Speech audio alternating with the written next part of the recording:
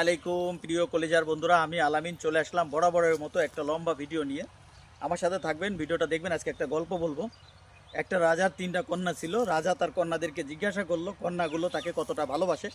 তো এক এক কন্যা এক একজন এক এক রকমের বলল। এক কন্যা বলল সে তাকে চিনির মতো ভালোবাসে, এক কন্যা বলল সে তাকে এরকম মধুর মতো ভালোবাসে, আর তৃতীয় কন্যা যেটা আছে সেই কন্যাকে যখন জিজ্ঞাসা করলো সেই কন্যা তার বাবাকে বলল সে তাকে লবণের মতো ভালোবাসে।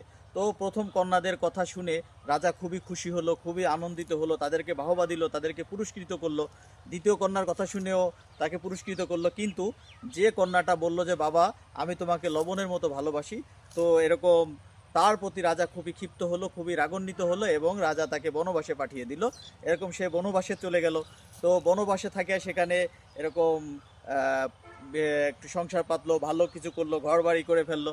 তো সেখানে থাকতেছিল। একদিন রাজা সেই জায়গাতেই গেল। যাওয়ার পরে সেখানে একটা সুন্দর বাড়ি দেখলো, সেখানে আশ্রয় নিল। সেখানে তাকে অনেক ধরনের রান্না বান্না করে খেতে দেওয়া হলো।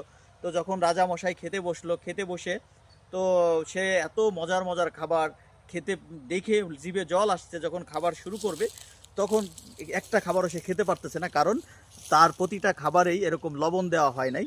লবণ না হওয়ার কারণে সে খাবারগুলো খেতে পারতেছে না। তো তখন তাকে ডেকে বলল যে তুমি যে খাবারগুলো রান্না করেছো এই খাবারগুলো তো বিস্বাদ, এগুলো তো খাওয়া যাচ্ছে না, এগুলো কি রান্না করেছো?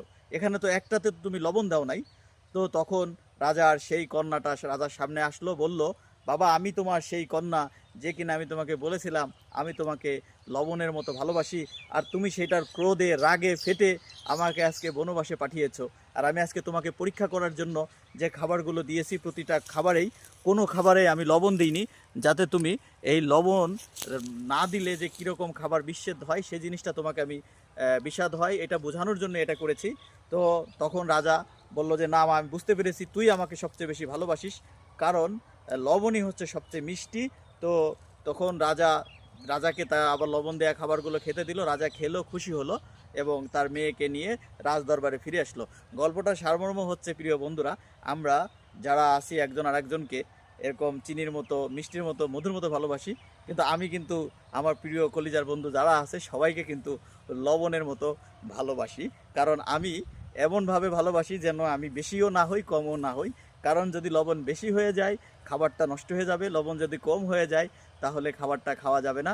আমি এমন একটা অবস্থায় থাকতে চাই, না বেশি হতে চাই না কম হতে চাই। প্রিয় কলিজার বন্ধুরা সবাই ভালো থাকবেন, এই প্ল্যাটফর্মে মনোযোগ দিয়ে কাজ করবেন, ধৈর্য ধরে কাজ করবেন, ইনশাল্লাহ সফলতা আসবে। আপনি আমি প্রত্যেকেই সফল হব, সফলতার দ্বার প্রান্তে পৌঁছে যাব। সেজন্য দৃঢ় প্রতিজ্ঞ হয়ে ধৈর্য ধরে কাজ করতে হবে, অন্যের উপর নির্ভর